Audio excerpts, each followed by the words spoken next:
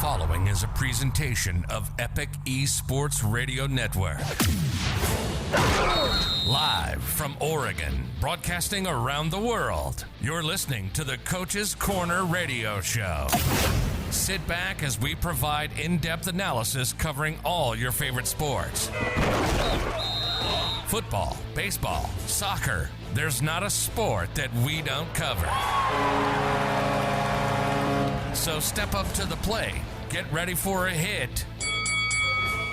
We're putting on a show, and Coach Craven's hosting it. So without further ado, we proudly present to you your host, Coach Brian Craven.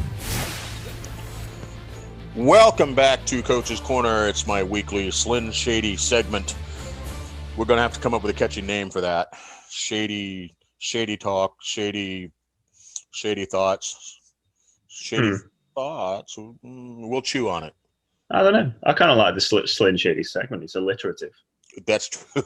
Either way. Well, it's all of those things. It's the Slinn Shady segment. It's shady thoughts. Some of my own shady thoughts as well. So, we'll come up with something. Anyway, I got my guy back, my regular contributor, my partner in crime. How are you doing after that game? That was a game. That was you guys were in a voice chat with Vegas or with weren't you? How was that? That was hilarious. Was it? It was those. Yeah, I mean, obviously there's kind of the friendly rivalry between us and like Tom Raman and his like Raman Jr. and stuff. But I mean that LA team, the guys and the girls that were in the chat, everyone who was in that locker room, all sharing experience in the game together. There was no sort of nastiness, no ill will. Everyone was having a really good time and it helped that it was such an intense game as well. Right. It was so back and forth, and it was all in good faith. And I mean, it's to a point where actually we could even do it again, just to sort of chill out and have a bit of fun and have a laugh. And that's going to be a really healthy rivalry going forward, I think. That's good. No bad blood or anything, just a healthy rivalry that two good teams as well this season, it seems like. And yeah, it was just an absolute. If there was an advert for the SFL, that's it. If you want to show someone a game that how crazy the SFL can be, then that's it. Yeah, it was a great time. And at one point, because obviously it would have been quite. I was gonna stay on until half time because it was late for me. And then we just kept making big play after big play, so I had to owe it to myself to watch. And I got so excited that I woke my brother up, and then he kind of texted me telling me to shut up. And I had to type for the rest of the time, but yeah, it was really cool, and I'd love to do it again. So cool. Probably the most fun I've had watching a SFL game just as a group. It was great. There was 15, 20 of us, just all sort of. I know because there was a few of us watching the previous games as well, watching Louisiana lose to St. Louis, and then it's quite funny watching the Houston Lone Star game. I didn't even realize who was who until the fourth quarter. I thought Lone Star were in blue. Oh, yeah, and I was like, why are Lone Star playing against Georgia University or whatever it would be? But yeah, no, it was a really good time, and obviously the game was just crazy. Yeah. That was something. I'm sitting there watching that, and I'm going, "Geez," because you get to the point. You've been in the league as long as we have. Somebody in every locker room. Several people in every locker room, and sometimes you're celebrating something for one team, and then like a second later, you're like, "Oh, crap! Oh, yeah, so and so probably got their butt torn out with that one." It was an interesting thing as well because I don't begrudge the win to LA. You know what I mean? Sure. I think they're a lot more talented than they probably got credit for at the start of the season. I think they've probably, they are legit 3-0. They're not just lucky. It's not like they just played rubbish teams. They are legitimately worth that 3-0 record, and we basically seem to just, if we're going to beat this team, we need to be aggressive. We have to be aggressive, and 2 seconds, coach. I just need to. Okay.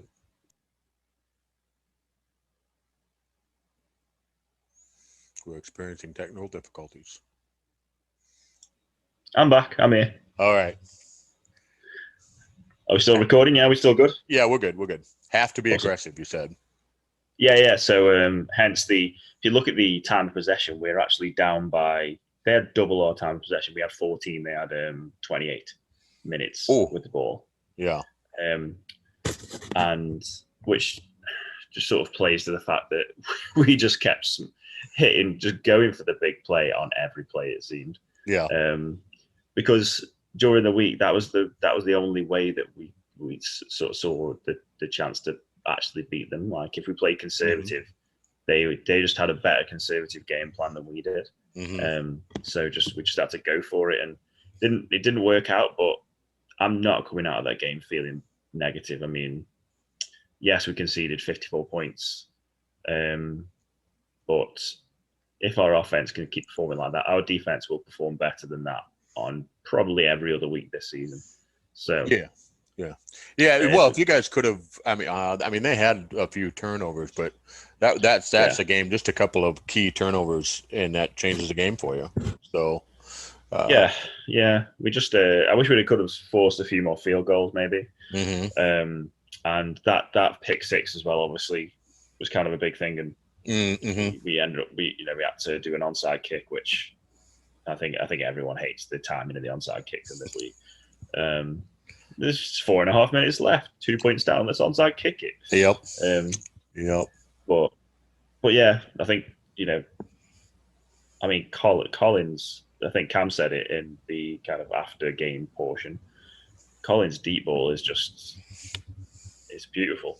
It Absolutely is beautiful. Yeah, it's good. And it speaks to the fact that our two, Kirby and Blades, have got the two highest yards per reception in the league at the minute, I think. I mean, as much as Blades had an insane game, Kirby only had a couple of catches, but his yards per reception was 37. So I mean, even if you only have 2 catches, if you're going to do that, then it doesn't really matter. It jumps out. Well, and Kirby's had that's not just this game. Kirby's been doing that. Okay, it's only been 3 games, but you're seeing what you guys can do with that over the course of those 3 games. Was it Kirby or Blades that had the first big one against Carolina in week 1? Blades had a big game against Carolina, and then Kirby had a big game against San Diego. That's right. That's right. Because Blades got injured in that game. That's right. I remember now. Okay. And then Blades had an all-time game against against LA. Yeah.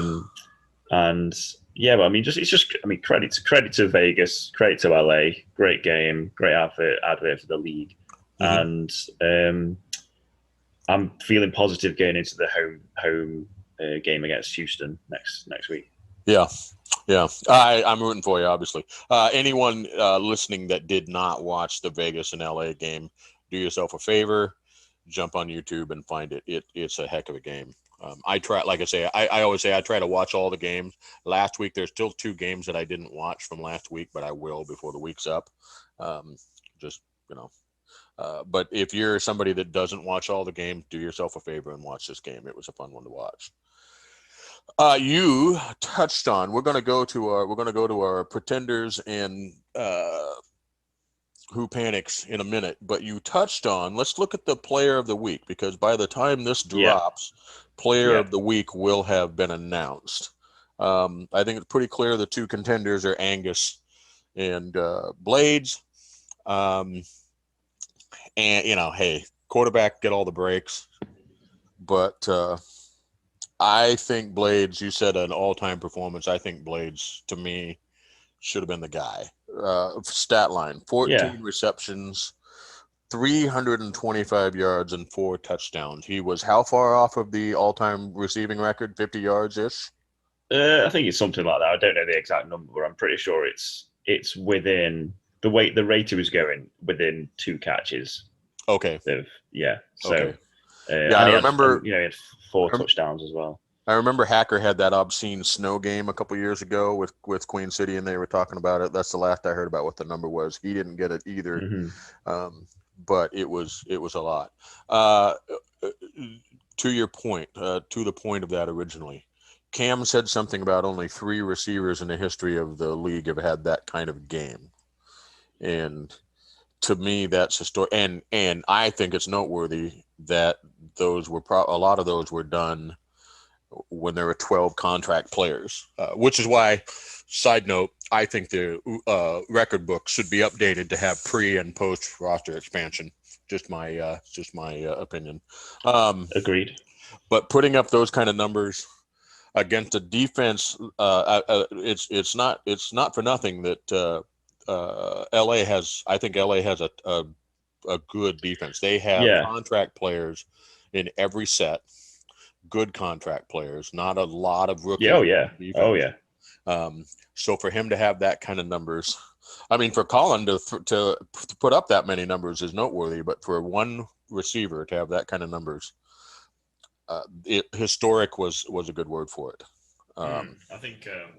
I mean, yeah, like Colin played well. He's got 5 touchdowns, but obviously 6 interceptions, which is the risk when you play aggressively like that. It's the risk you take, and when you're playing against, like we say, LA's defense is no slouch. I mean, as much as some of the names on there on the defense haven't been around forever, you look at Jack Hacksaw inherited a build from I think it was Maurice Spurgeon, who was at Chicago for years, and translated over to linebacker very well. Yeah. Yes. You've got. I was talking to Ryan Yosef earlier this week, and we were trying to figure out which player he inherited in Chicago as well. And I think it was AJ Barnes, who I'm pretty sure AJ Barnes played for Chicago when they went to the championship game in season 9. So again, inherited a quality build. Yep. They've got a good defense. They got a good team altogether, to be honest. They do. They've got obviously the Ramons from Vegas. They've got some of the best from Carolina. I mean, Jack Flash had a decent game against us and has played very well. They've got Ray Colston, who had a pick against us. And obviously Sully. And they got Sully as well. Yeah, who's played really well himself. And again, who played well against us. He had a couple of picks, but got 4 touchdowns. And then they got some of the those that stuck around from Chicago. So you got like players like Robert Johnson, who had 170 yards on the ground against us. So they've got a really good roster, and so the conversation for the player of the week, and I know it's the issue I've got with this is obviously everyone's going to think, he's a Vegas player. Obviously, he's going to think Blades deserves it over McLean. But I think even objectively, if that was, I don't know, Connor Weston from San Diego, I would still say that they deserve that player of the week over McLean. As much as McLean, not to knock him, had a great performance, and I'm not going to die on my sword about this, but as much as he had a great performance, you have to quantify it based on the position. So. Getting 400 yards as a quarterback, I think, isn't as impressive as getting over 300 and whatever yards as a wide receiver. Getting passing 4 touchdowns as a quarterback isn't as impressive as scoring 4 touchdowns as a receiver. Now, the most impressive stat is the accuracy. Oh yeah. To me, the accuracy, especially in this league, 39 of 41 with no interceptions. To me, that's the most impressive stat. However, when you see that 13 of those passes were to Robert Merrill in the flat, which you should be hitting that 95% of the time anyway, does that sort of average it out a bit more? And does that take away from it? I don't know. But either way, I mean, they're both, any other week, they are both deserving winners. Absolutely. It just happens. No, I don't disagree with that. But I think you're right. And the forgive me, I kind of cut you off a little bit. No, go for it. The context matters. The context of the whole thing to me always matters. I'm always like that, and I drive people nuts in my personal life. I'll say, well, give me the background details. They're busy celebrating something, and I'm like, well, let me get the background details. It's noteworthy that Angus didn't have much of a running game, so they had to throw a lot. Yes, that's noteworthy. It is noteworthy that he did do that. Like you said, that's a very good quarterback game, especially in the expanded roster era, because I think both the legendary setting and the expanded roster have conspired to make it difficult for quarterbacks. So kudos, he had a great game. Odds are we're going to see another game of similar numbers from a quarterback this season. We're not likely to see this kind of numbers from a receiver, because, as we just said, Cam said only three other receivers have been in this realm already. So the historical context tells me Blades is the guy. It's easy to shoot holes in that, but you can't accuse me of homerism, because I'm not playing for Vegas. So I think as well, I almost want to think about dominance of a position over the opposition as well. So, for instance, Blades, him and his corner are going one-on-one pretty much on every play. Mm-hmm. And I'm pretty sure that, apart from if a safety's come across and taken it away, there was no situation where Pierce threw an interception throwing the ball to Blades. Okay. Oh, okay. So Thomas Raman Jr. was the corner, is the best corner in LA, mm-hmm. And so it was quite funny. Up. So they were matched up, and he was in the chat in the locker room with us, and he was just like saying, "This is a touchdown" every time Blades got the ball, because he was just sick of getting abused. He was getting absolutely abused. Anyway, and Raman Jr. had 4 tackles, and that's it for his stat line. Nothing else. No pass deflections, no interceptions, nothing. So that means he's probably tackled Blades a couple of times, and that's the closest he's come to ever dominating that matchup. Blades has dominated that matchup all game in a borderline offensive way. And yeah, I don't know. I just think that if you're getting close to all-time numbers in the SFL, which is not just a small amount of time, we're in the 16th season here. Yeah. Then, and considering, like you say, some of those numbers were set back in season 2 or season 3, mm-hmm. when, for one, there was no progression, so there was no real chance to mess up a player build. Mm-hmm. For 2, there was less stars on the field at the same time, and I think 2 of them was in the season when everyone just passed the ball and there was no regulation on playbook. So, okay.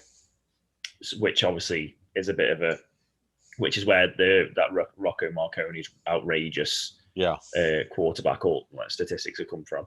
Yeah. So obviously there's going to be an element of bias, but it's not a no-brainer because Angus played so well. But come on, give the guy his props. He's nearly. That's an insane game. I can't say how many times it's an insane. I said on the Axis show last night. It's like LA came out said right, we're going to abuse you. We're going to score 54 points against you. What are you going to do about it? John Blades was like, hold my beer. I'm going to go and over my dead body. I'm going to go and do everything I can to. I mean, the guy scored. If you include the kicks, the guy scored 28 points on his own from a receiver position. Yeah. I mean, Tom Raman Jr. is going to have nightmares for years about Blades. But yeah, I feel like we can't bang the drum anymore without just repeating ourselves. So. Yeah.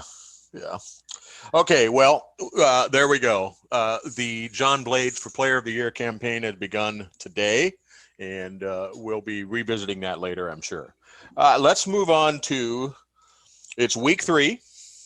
We've got some 3-0 teams. we've got some 0-3 teams. So we're going to play. Here is where, when I get my new podcasting equipment, I'm going to put in an echo when I say this: pretender or contender, and whatever. Let's take a look. Let's start with the 0-3 teams. Now, have you got those in front of you? I'm trying to pull up the standings.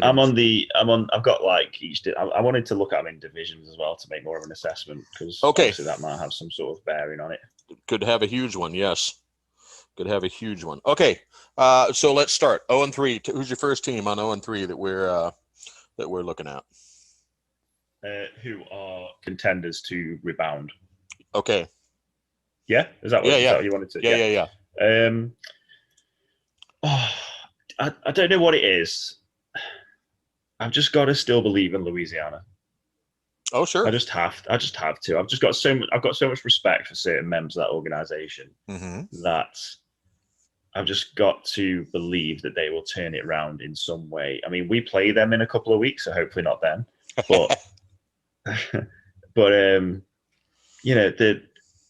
I don't know. I mean, Gerald Smith, has been a quality coach in this league for at least 3 seasons now. Mike Twinscrew showed what he can do last season. Yes, he did. You've got great guys over there like Ross Napoli, who's a great GM. Jeff Melanishin, who, was one of my first, the first ever guy I drafted. I've always got love for that guy. And I don't know whether it's me being slightly biased or clouded by the fact that I've got almost like a sentimental attachment to Louisiana. But I don't know. I just feel like at some point Streeter has got to get going and carrying the team. And I can just see them crawling. I mean, because we've seen it before. I've seen it in the past. I remember season 11 or 12, Mexico City 0-4, made the playoffs, went on an 8-win streak, went 8-4. I can see Florida Louisiana did it last season. Florida did last season. I can see Louisiana doing something like that, because look at their division. Tulsa are 0-3 anyway, and I don't think Tulsa are going to particularly drag themselves out of the mire. Atlanta 2-1. If you believe Tyler Falk, they won't win another game.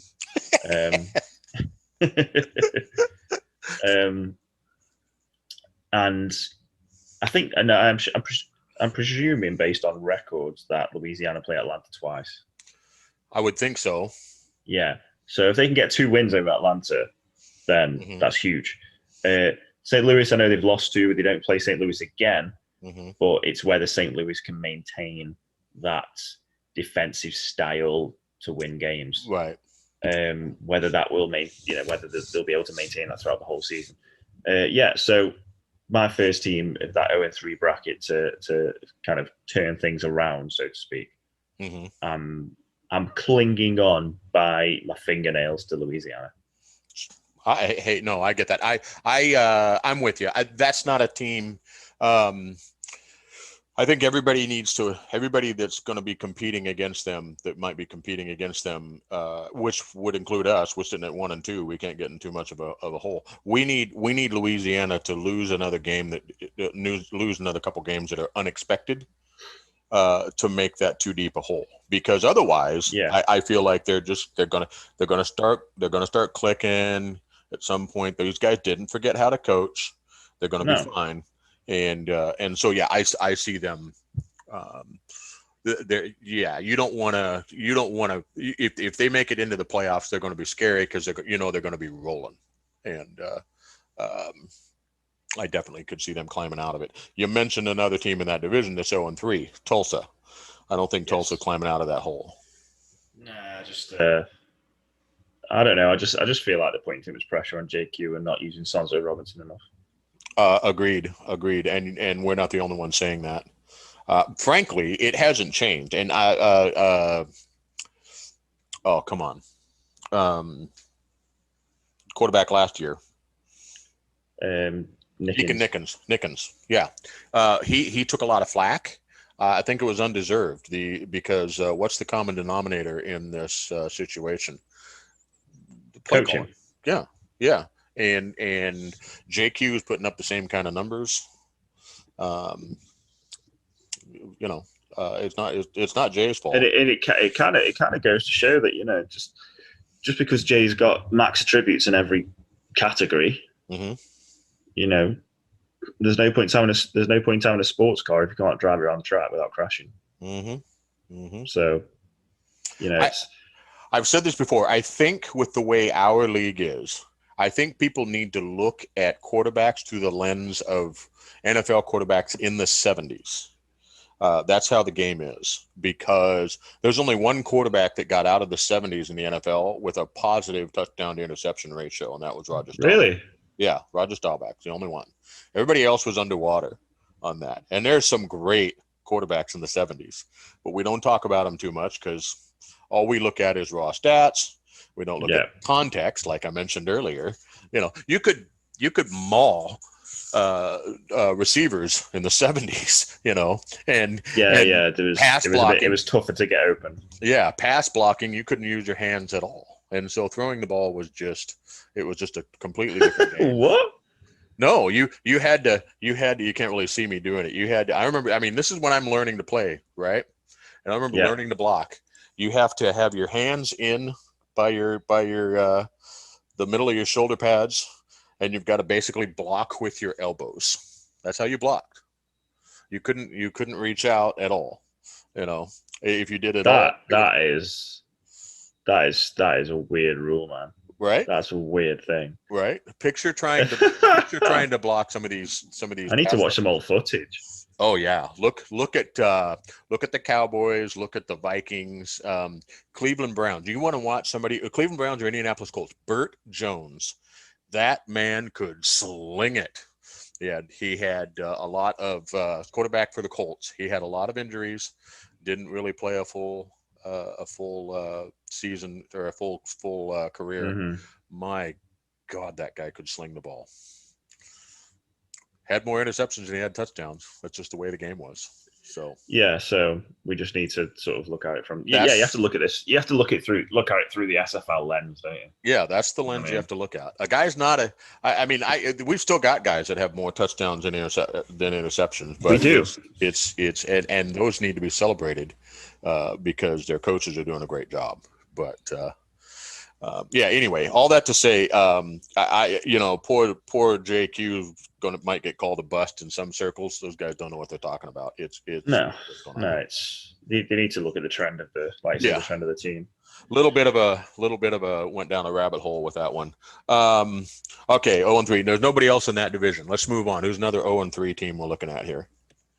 I mean, looking through this. If you look at 0-3, I mean, you've got DC. I can't see DC. I know they put up a great fight against Mexico City, which, thank Christ, Mexico City won that, because that would have been all my survival pool bets gone.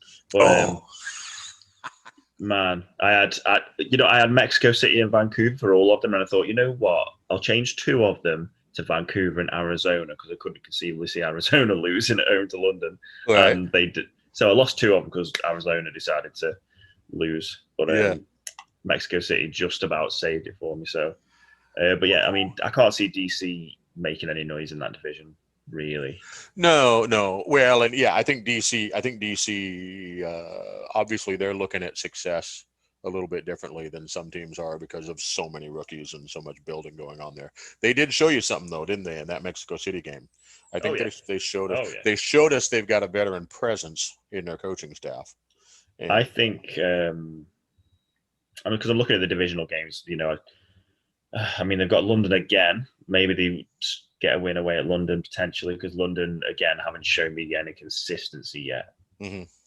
They've won two games, which is great. I mean, they played really well in Arizona, but and I'd need to see some consistency before. And then I can't see them beating Queen City. I feel like Queen City is one of these teams that beat teams they should beat. Right. They just have that about them. Right. And then you got Louisiana, like we said, we discussed Tulsa. Another 0-3 team who've looked absolutely terrible so far is Sioux Falls. Now you might want to talk more about that than me, because I mean, what is going on there? They've only scored 23 points. Yeah. Well, seven a game, pretty much. Yeah. Well, I'm not sure that Dave Axis gives me the same level of support that I give him on his show, so he may not be listening to this. Love you, Dave. Just kidding. But He Dave, lies. Dave's going to do a "I told you so" because week 1, I said there's no reason to panic if you're Sioux Falls. You know, two straight championship games and whatnot, but the same malaise that I talked about in both the championship games and just that would rear its head with Sioux Falls is still there. The passing game just is not sophisticated. It's not developed at all, and it feels like they developed their running game. They put their trust in the running game, but the passing game is just like, all right, well, we're going to go empty and just sling it. They've got the players to have a robust passing game, but they really would need to reevaluate in the passing game Do because you that's too good. do you feel like teams who've got that running the ball primarily, that identity, will struggle more this season with the change to legend, it seems, or Well, do you think teams need to be more complementary on both like passing and running? well, that's a good point, and it's something I think let's commit. Let's do because we'll be at the quarter point of the season. Yes. Next week, let's have a look. I don't know if you saw in the Access Live channel, Winkler started. He's got a breakdown of the top 5 running back, both power and finesse, and there's some interesting numbers in there. The rushing. I think if I recall, there's something about the numbers being up, but the average being down. I don't remember exactly. I don't want to misquote what he'd done, but what we're seeing, I feel like what we're seeing with the running game, you're seeing less of those obscene explosive games like Streeter had last season. We have had a couple of 200-ish games. BDG and Jared Willis come to mind in week 1. But what I'm starting to think is against the teams that don't have the horses to stop it, you're still going to see, or the game planning to stop it, you're still going to see those big games. I think the running game has probably been tempered a little bit, and it'll take a full season to really get a feel for that. And you would have to break it down by the teams they played. Like if every team had their best rushing game against, say, Tulsa, that's going to tell you something, right? So I think next week I want to cover that. I want to do a breakdown of where the running games are, kind of a quarter check-in on legendary settings. Having said all of that, I do think because Colin hasn't had those huge games, and because that's so much of what they need. I mean, I was saying after the championship game that Baltimore still hadn't stopped Colin Hart, but they hadn't run him enough. You know, every time he ran the ball, he was killing it in the championship. But But when they threw the ball, it didn't go well for him. So I still say with a team like that, regardless, they needed to diversify and get better in their passing game. That's the problem with Sioux Falls right now. Their defense is still, I mean, they've got one new guy. Everybody else has been there a while. They've kept their rosters are built well. They should be just going. And what you would see from Sioux Falls when they were vintage Sioux Falls was that running game doing its thing, and then pretty soon that the pack of attack sparrows on defense would start creating turnovers and just swarming. We haven't seen that yet. This is hard for me to say. I say Sioux Falls needs to panic because they've got to play Denver again. They've got to, it's not like the road's getting easier. So you can't afford too many more losses, and they're in a hole they don't get out of. So it's, I mean, because the defense hasn't been great, but it's not been ridiculously bad. One thing I've just noticed, though, I mean, I know this is slightly off topic, but Eddie Gage, famed for his defensive coaching, Arizona currently second most points conceded out of any team. Mm-hmm. They conceded 99 points, which is an average of 33. Mm-hmm. So that's quite a surprising thing just to throw out there. It is. Just on the point with Vegas, by the way, we conceded 54 in one game, and I've only conceded 70 total. Oh, your first That two was- games were fantastic. Yeah. kind of shows how good that LA team is, really. Mm-hmm. Anyway, and then the other 0-3 team is San Diego, which, to be honest, at the start of the season, if you said, right, San Diego are 0-3, I would still say they've got a minor chance of making some noise. But having seen Vancouver and LA and how good they are, and obviously Portland, I don't think will make the playoffs, but are obviously better this season. Mm-hmm. I think to be honest, I think San Diego, even more than DC, have got a tough road ahead. I do too. 3 teams. I agree with you. And it's not really a reflection on them. I think they needed to steal one of their first 3 to feel better about their chances of making the playoffs. But then the other point that you say, I mean, going into the season, I didn't think the Lycans were going to be bad. And I said that in one of the shows that I did solo. I said I thought that they were. Now I didn't give them the credit. I don't think I came out and said they'd be 3-0. But what I will, and I think I said this when we were talking last week, there's something different about Vancouver this season. When I was there, my rookie season, we started 6-0. This feels a little bit different, though. This feels, I mean, you're seeing plays in the playbook that you didn't see when we were there. They're doing a few different things. They're still doing what they do. Andy likes to sling it. He's high risk, high reward. No, well, hey, to be honest, with the changes, that might prove to be the way to go. He might have been onto something before everyone else that is paying off. But you're seeing some things there. That defense is lights out for Vancouver. So yeah, that to say, it's almost like I'm segueing into Vancouver. That to me creates a problem for San Diego. That makes life a little more challenging. And we didn't expect them to contend with Vancouver anyway. But no. Yeah, I think to be honest, I said it last night that the game against Jacksonville kind of just showed the gulf between an expansion team like San Diego, which just finding the feet within the league, and then an established quality team like Jacksonville that were normally near the top of the standings. Mm-hmm. It just showed that I mean, San Diego were in it 10-10 at half time, but Jacksonville when Jacksonville wanted to turn it on, they just pulled away. They did, didn't they? That's right. There was no stopping them. One thing that I always champion this guy is Connor Weston. I think San Diego got a quality player in Connor Weston. Mm-hmm. They've got Ryan Owen too. They've got his brother too, right? Yeah, they've got good next season. Yeah, that Pacific Division could be that could be the division from hell if things sort of go because Portland in theory should get better. San Diego will undoubtedly get better if things go well. Los Angeles are already good, and Vancouver are playing really well. So, yeah, it could be a really interesting division. If the teams in that division stay stable and don't have a lot of movement, it's going to be more and more of a grinder. It's just going to be. I mean, if we're about segue, and if we segue onto sort of this stay in the Pacific, because there's 2 3-0 teams. If we talk about the 3-0 teams, do you think either of Vancouver or LA are pretenders who will drop off? No. Of the 2 to be more likely to drop off, I'd say LA, simply because they don't have as many of the high-powered offensive weapons, but they have what they need. Yes, and they've been very efficient so far. I'm very impressed with what they're doing there. It's funny. I've said this elsewhere. It's almost like we're like, wow, Jack Flash, who knew? Well, Jack Flash has been around a while. Carolina just didn't use him that well. Jack Flash is.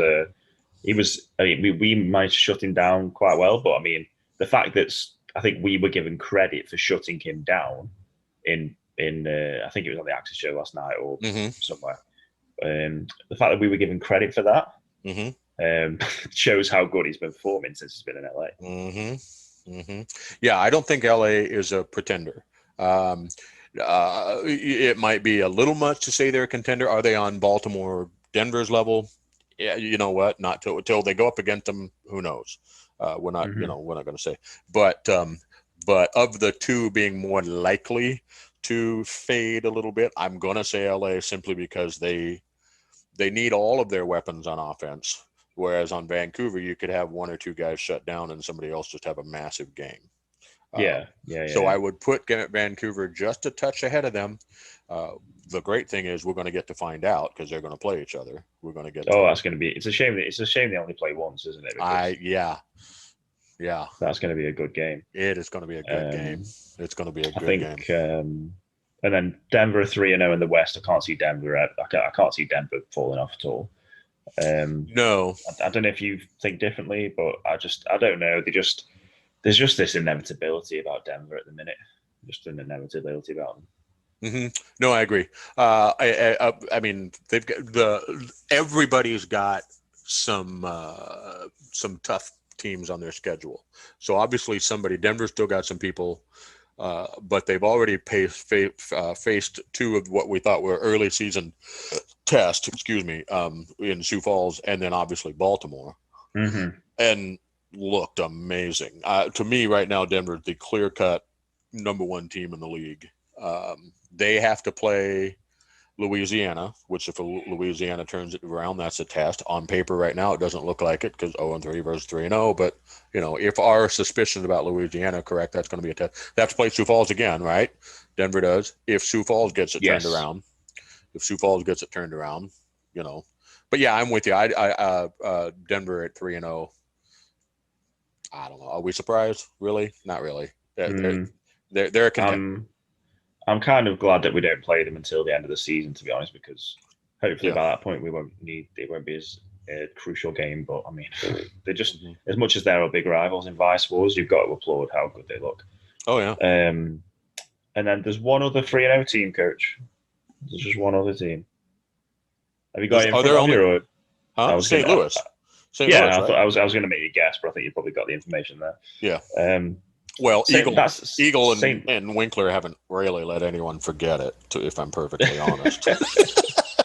I mean, to be fair play to St. Louis. I mean, we've been waiting such a long time for this to happen. For me, since season 10, St. Louis have been struggling. I know they had they've had the playoff. They made the playoffs with Pickler. Did they make the playoffs last season or not? No, I think they just missed. Just missed out. Yeah. So, but they were 6-6, I think. So they had a good, by traditional. But even when they were playing well, they made the playoffs with Pickler, and then they lost quite a few of the team to Louisiana. They just have bad luck generally, and then now it seems like they've brought on the right people at the right time who are sort of having more of a controlling stake in the general running of the team. And it's working for them. And, as much as it's been, defensive, I mean, they've only scored 20 points per game on average. The 3-0, when you're 3-0, you deserve to be 3-0. And, they've beaten, they've beaten Louisiana in Louisiana.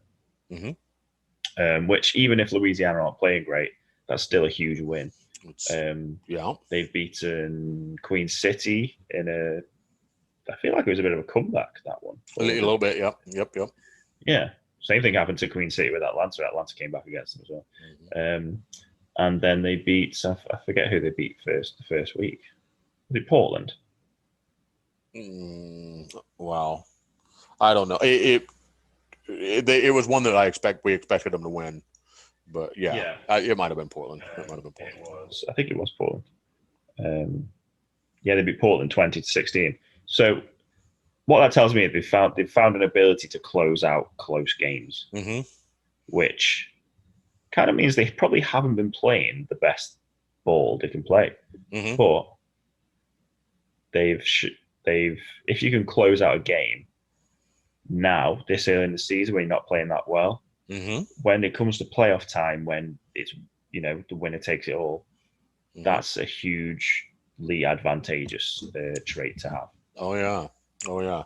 Yeah, no, I agree. And of those, every time I say something, it goes up on their locker room wall. Of the 3-0 teams, I think they're most likely to be the pretender of those, simply because of some of those early season numbers, attrition. So, and somebody that's 3-0 has got to let us down, right?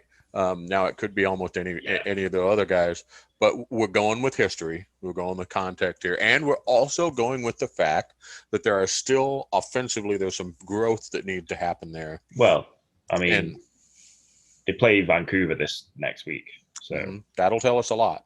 That will tell us a lot. Now, I feel like they have a shot with that defense because if you create a few turnovers against Vancouver, this is going to be their Achilles heel, is turnovers. And if Vancouver has one of those games with a lot of turnovers where they don't convert their opportunities to score, then suddenly it's a close game. Maybe St. Louis can win that. St. Louis may be equipped to do that, but I don't think their offense can contend with that defense, and so that's the issue with St. Louis, I think, this week. And it could be the issue with St. Louis most of the season until those progressions really start to kick in offensively. Yeah, I think a lot of St. Louis's pretender status, I feel like that might have something to do with Louisiana's potential as well. So if Louisiana can turn it around and nick the top spot in the division, and I mean, those two don't play each other again, I don't think. But Louisiana can turn things around and St. Louis have a slight drop off, then that kind of maybe, and I think Atlanta will be fairly consistent. I don't think they're definitely not going to go 2-10. I can tell you that now. No, they're not. But I think I think Louisiana and St. Louis, their fates are quite nicely, considering the history with the two teams, sort of poetically intertwined in terms of as one does better, I feel like the other one's going to start fading, and then it'll just stay like it is. Louisiana will have a almost historically St. Louis-like season, right? And St. Louis will just go from strength to strength. Yeah. Yep. Yeah, I think so. That's it. That was it for the 3-0 and the 0. Okay. We've been rather succinct. Yes, we have. Holy crap. Well, let's take a look at just a couple of in the middles. 2-1, 1-2. I don't care. Who? I think a no-brainer at 2-1. Baltimore, right? I mean, Baltimore. They're 2-1. It's Baltimore. Win that division. Put it that way. Yeah, win that division. It's Baltimore. Come on, nobody's going to look at that as good as Denver looked. Nobody's going to look at that game and just say, "Oh well, Baltimore's done." That was. You lost to Denver. You're done now. You might as well go 2-10. Start building for next season. I don't think so. Yeah. Who's somebody you got in that middle pack that you've got an eye on? I mean, we've briefly discussed Atlanta. I think Atlanta are a team I have got an eye on, but I'm not going to talk about them now. The Atlantic is interesting because you have Jacksonville, Charleston, and Florida all on 2-1. Right. And it's going to be interesting to see. I think that's going to be the doggiest fight of all dog fights to get to that number one slot in the division. And then you've got Carolina 1 and 2 as well, who, to be honest, they played well. They haven't played badly at all. They nearly knocked off Florida in Florida. They play Charleston twice, and I feel like Charleston I like Charleston as a better team than Carolina slightly, so that's within the division maybe a bit of a problem. But I don't know, that whole when you're asking me about a particular team, that whole division is interesting to me. Yeah, no, I'm with you. The team that wins that division could be a dark horse. They could have a for lack of a better word, mediocre record and be terrifying to face in the playoffs. It's one of those things where that entire division does not necessarily like a strong team, like a really, really, you would bank your house on them winning the championship team in there. But it's kind of strong across the board, which sort of presents for a really competitive division all the way through. Yeah. And I think it's going to be interesting to see of those interesting 2-1 teams. Jacksonville, Charleston, and Florida are all interesting. Carolina are also interesting as well. Yes. Yeah. And even after this week, if one of them goes if Carolina say goes 1-3 as they I think they travel to let's see, I know they're at home against San Diego, so there's a chance Carolina can go 2-2 and catch the rest of the division up. So to answer your question, Coach, that whole Atlantic division, put it that way. Makes sense.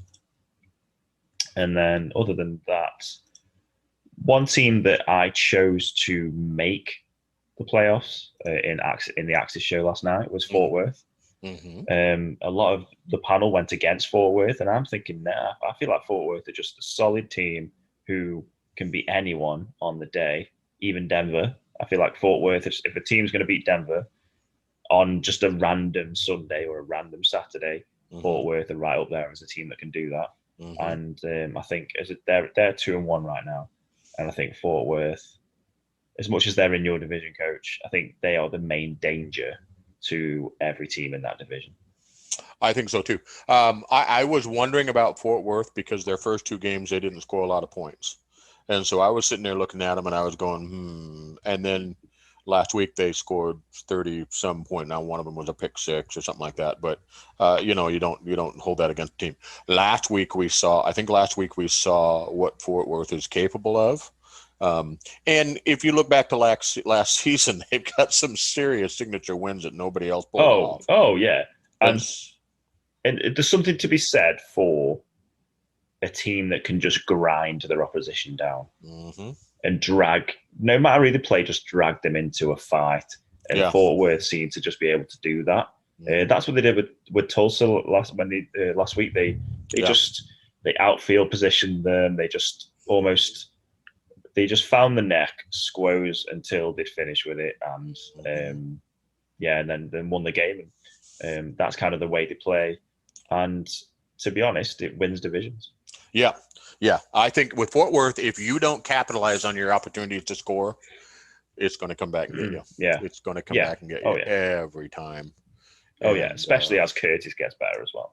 Absolutely. Yeah, he's only going to improve. And I thought their move to 2 tight ends was one of the best moves for a team to make all season. The third wide receiver wasn't a big producer for them last season, just by nature of their offense, the way they like to play offense. Second tight end, big move for them.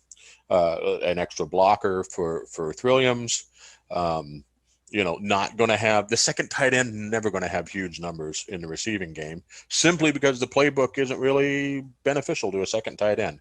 But Lauren's going to get enough action if you ignore her, she's going to have a good game. She made some plays. She made some plays against Tulsa. Yeah, and so I think all of the 2 tight end teams have a unique quality to them. For people to have to deal with, and so and I thought for Fort Worth, the 2 tight end move, as well as frankly St. Louis, those were 2 of the best moves in the offseason, draft, offseason, whatever, for those teams, for the nature of those teams. So yeah, I'm nervous about them. I'm just going to go on record, not as nervous about Mexico City.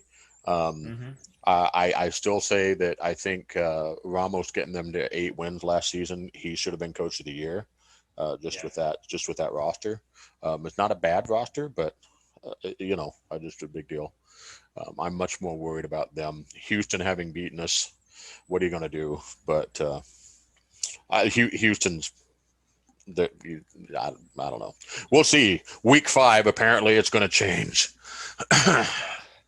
Obviously, I covered that Lone Star Houston game, and the fact that it's quite funny because I know you haven't seen the show yet, but if you looked at my notes, it seemed like every quarter looked like it was fizzling out, and then at the end, in my notes at the end of each quarter, I had the word until, because something would happen at the end of the quarter that would just spark into life. So. Either it was an interception or the blocked punt. I mean, where Houston beat you was special teams. Yeah.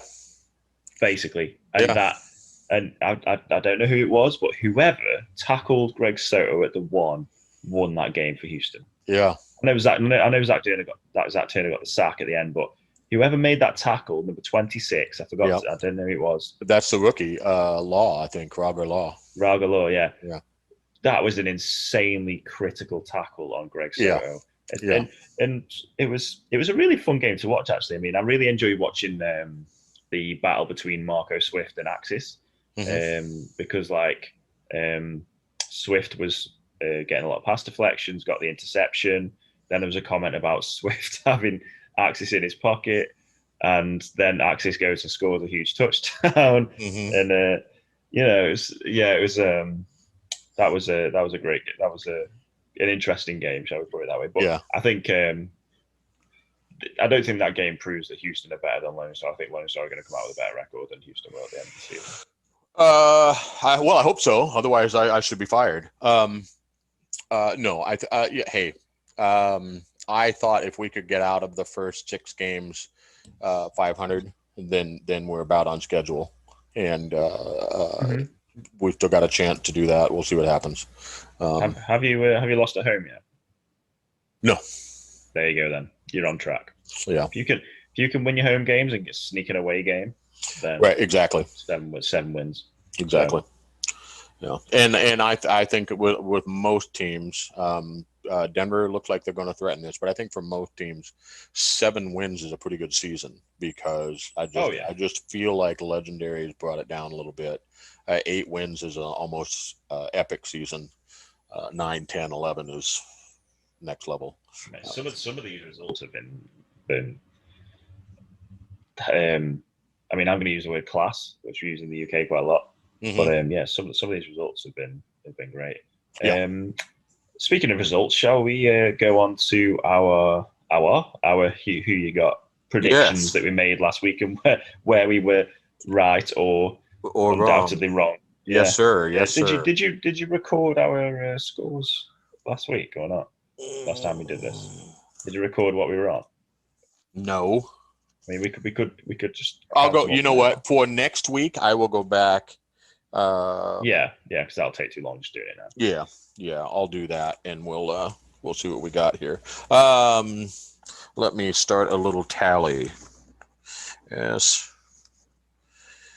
B, and I'll just mark the correct, what ones we got correct as we go through. Okay, starting with Baltimore and Denver. I got that one wrong. I picked Baltimore. How about you? I mean, obviously, I always pick Baltimore to win the championship. But actually, in this game, I picked Denver. I just thought I just thought Denver would. I didn't think they'd win so convincingly, but I thought they would just squeak it out. Yeah, I should have listened to your gut. So I did not get that one correct. I don't know if Jeremy listened to the show, but he can give me proper lashing if need be. Jacksonville at San Diego. I got that one right. No brainer. Jacksonville, no brainer. Yeah, you're up on me 2-1 now. Lone Star at Houston. Well, I didn't get that one because I'm not going to root against myself. Unfortunately, I showed faith and thought that Lone Star would go into Houston and rebound from last week's bad result and get a win, but I am clearly you'd let me down. Sorry to let you down. I'm sorry. That's like 20. Well, honestly, that's 168 people I let down. Yikes. Sorry. Yeah. Please don't boycott the show. Okay, Atlanta at Queen City. I got that one correct. Oh, you've caught me up by Queen City. Did you? Okay. I quite often back Queen City at home. Yeah, and it was looking good. It was looking good for a time, and then Atlanta must have had a bit of a push in the second half. Sioux Falls may take me off of their website, but Charleston, Sioux Falls, I picked Charleston, and was proven correct. I picked Sioux Falls. You're now ahead. Oh, wow! That's the first time I've been ahead in a game for 3 weeks. I think I'm. What am I? I'm 1, 2. I'm 3, 2 and 3 at the minute this week. Yeah. Soon to be, coach. Soon to be 2 and 4. Did you pick Louisiana? I picked Louisiana. So did I. I thought All right. this would be a turnaround game. You know? So we're both going to be on the St. Louis locker room wall this week because they seem to take that stuff personal. Carolina, I mean, Florida. whatever motivates you, you know. Yeah, whatever you got to do. Carolina, Florida. I took Florida. Yeah, okay, me too. So we both got one there. Vegas at Los Angeles. Something tells me we both took the 0 on this one because I rooted for you. Yeah, did you? Okay. Yeah, obviously I picked Vegas. Yeah. Fort Worth at Tulsa. I'll bet we both got a point on that one. Right. I feel like I've misclicked here because it says I've picked Tulsa.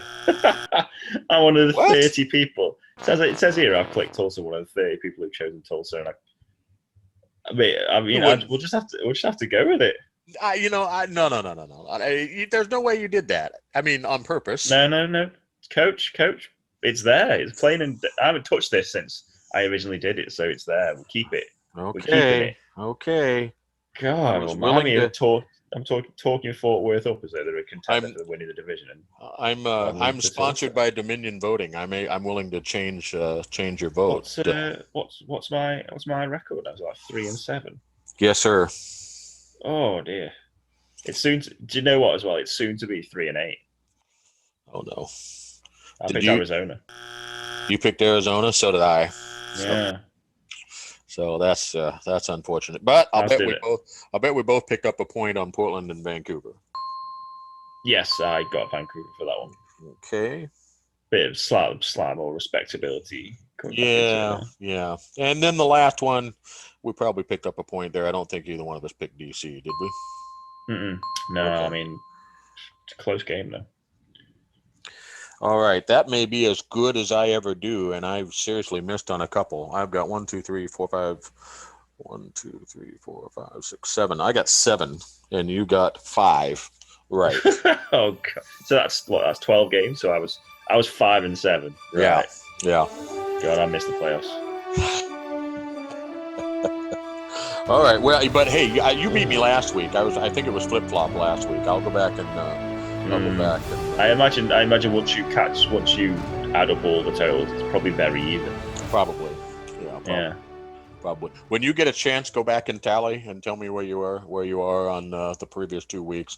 Do you mean you're not? I was going to say, do you mean you're not doing mine? But how in what world would you know what mine are unless I sent screenshots to you? Which I'm not going to do. I'm not that lazy. Okay. Yeah. So yeah, I'll let you know my whole tally, and it's taken a beating this week. I can tell you that. Yeah. Boy, I'm part of the beat right. I'm the head of written content. I should know, all the ins and outs of who's going to win, and here I am picking Tulsa at Fort Worth. Listen, do we really trust journalists these days? I mean, come on. No, no. We can't. You can't trust journalists. No. You can't trust journalists. As they say in London with the football teams, the bloody journos. Yeah, we need to start saying that more here. Okay, well, let's wrap up. What game are you looking forward, other than your own? What game are you looking forward to next week? I have a sneaking suspicion we may be looking forward to the same one. Let me have a look. Let's see. So I'm looking forward to. There's some interesting matchups. There's a lot of good ones, but there's one in particular that stands out to me.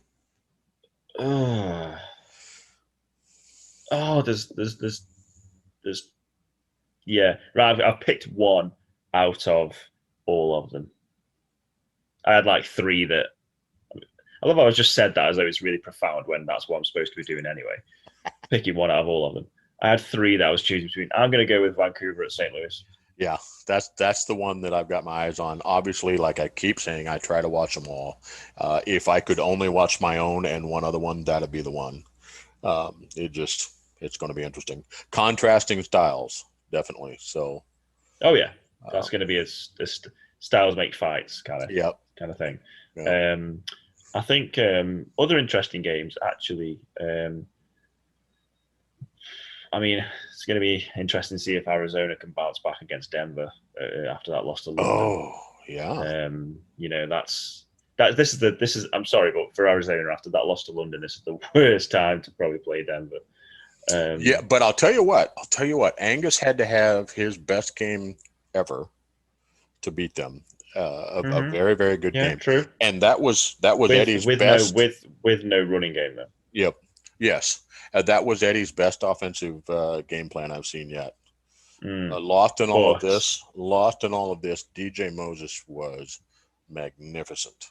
He was magnificent. They just one more stop, one more turnover, something changed the tone of that game. It's funny, isn't it? We're sitting here. We're talking about based on last week alone. They need to shore up their defense, don't they? If they can shore up their defense and then play like that on offense, they got a shot. Yeah, but, I mean, the week before, you know, they pulled out the win 33-30 at Charleston. Another high-scoring game. The difference between London and Denver is the fact that Denver will have a running game. Yeah, they will.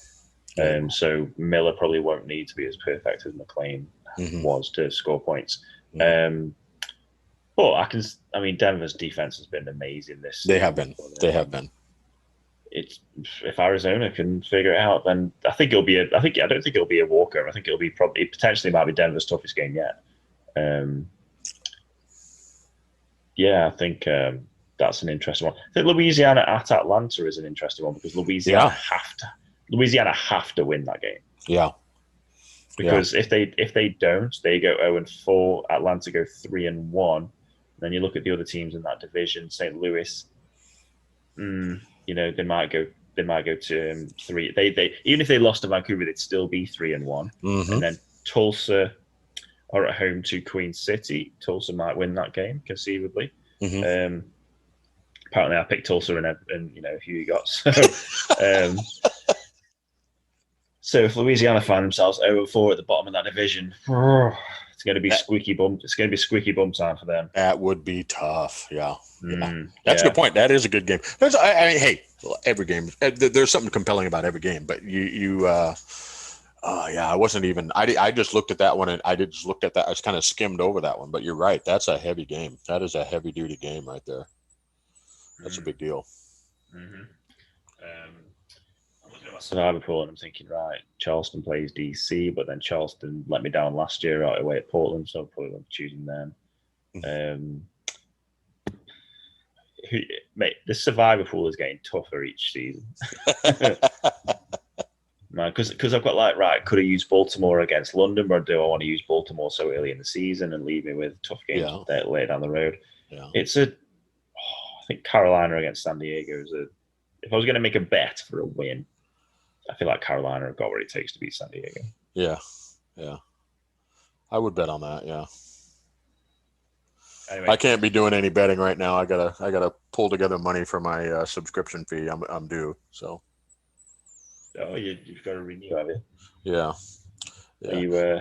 I just did it for like 12 months and just thought I'll forget about it. So that's what I typically do. The thing is I'm sitting here waiting on my paycheck for football to come before I take care of a couple of things. So just budget. It'll be fine. It'll be fine. I'll have it done.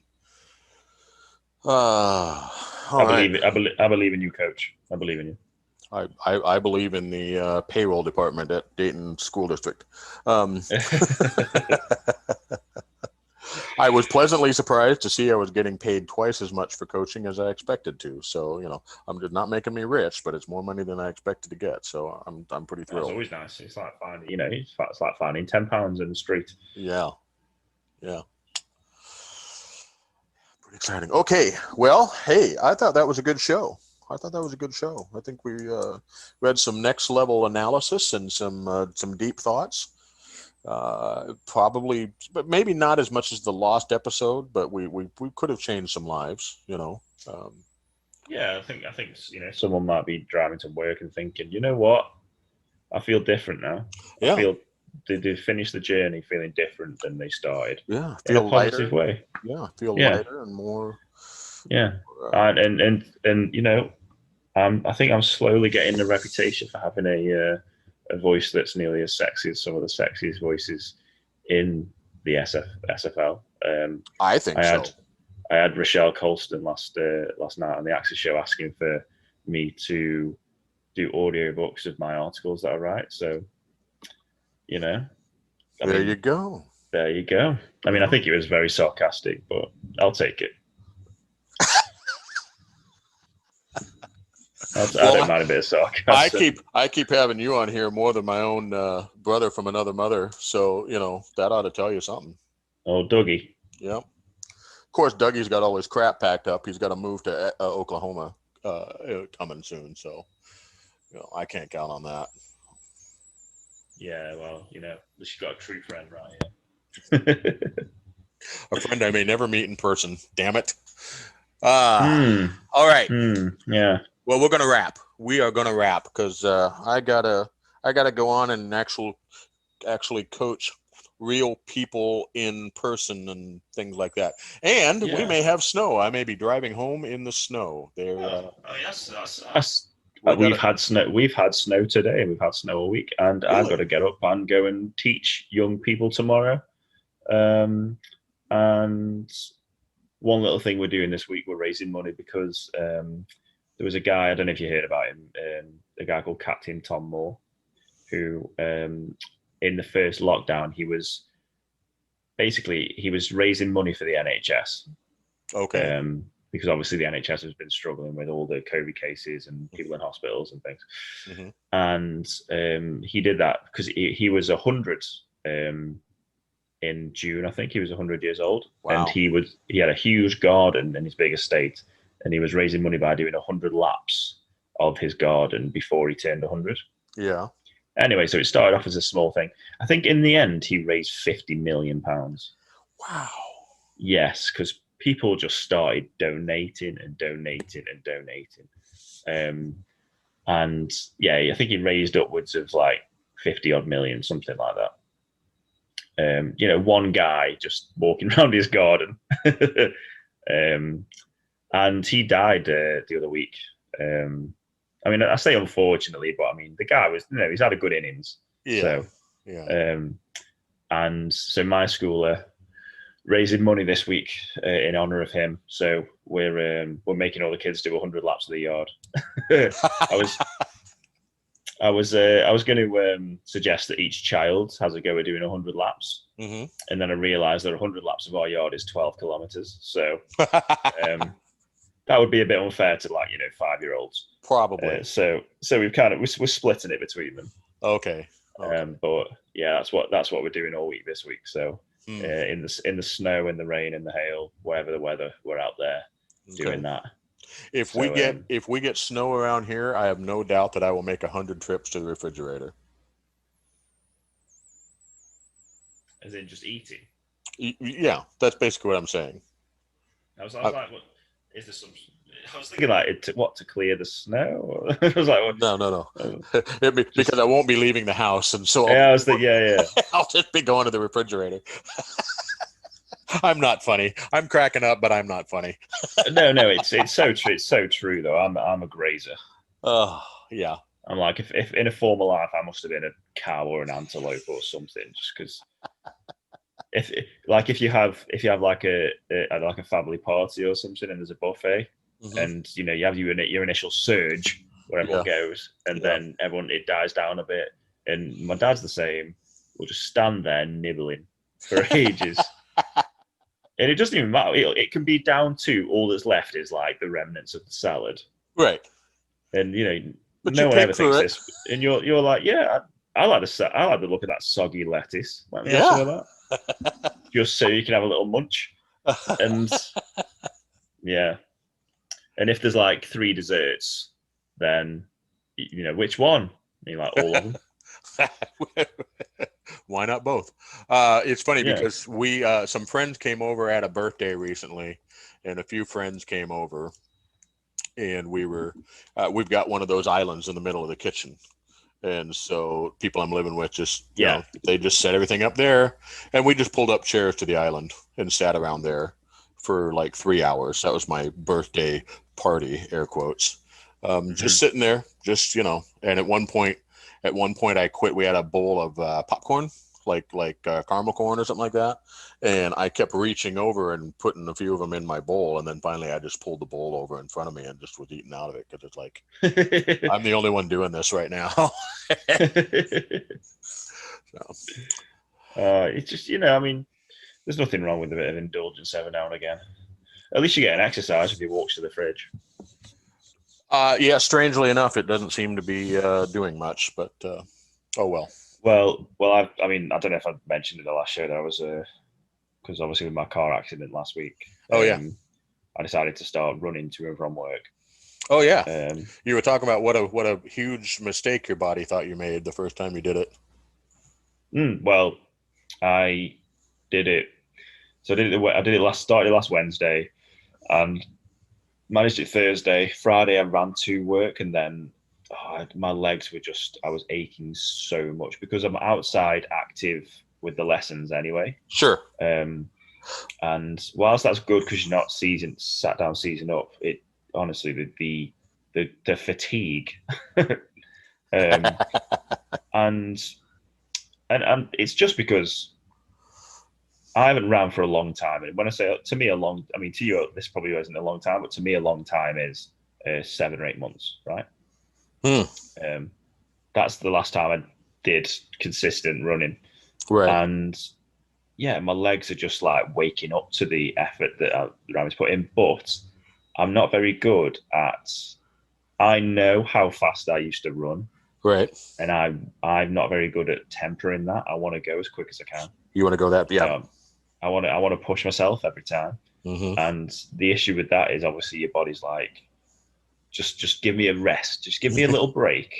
Give me a chance here. Yeah. Give me a chance to just catch up and, weigh things up and get set. But I just didn't do that last week. This week's been a little bit better, but yeah. So we've got 2 days left, and hopefully by the end of the month I will have around 100 miles all told. So it's about 2.5, 3 miles to work, which isn't that far when it's really hilly. So it's all downhill the way there. So it's like the impact on your legs is ridiculous. And then it means just the way back is just all uphill pretty much. And it's not fun. Yeah. I mean, you feel great when you finish, but going up the hill, there's a kid who always sees me because he goes to his nan's house, and she lives in the same village as me. And he's only 4 years old, and he was just like, why do you get so red when you run?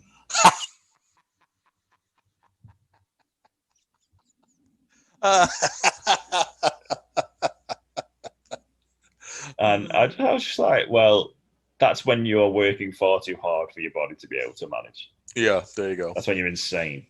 But yeah. So anyway, I feel like we should let the people go if they haven't checked out already. Yeah. All right. Well, hey, thanks for joining us, man. We will see you again next week. For everyone that made it through, this has been Coach's Corner, brought to you by Epic Esports.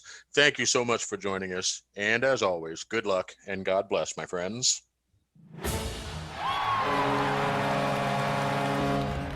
You've been listening to the Coach's Corner podcast with Coach Brian Craven, an Epic Esports Radio Network exclusive. If you enjoyed today's show, tell a friend. Make sure never to miss an episode by subscribing to Epic Esports on YouTube or downloading on Spotify. Follow us on Twitter and Instagram, and be sure to enable all notifications so you never miss our newest content. Thank you for listening.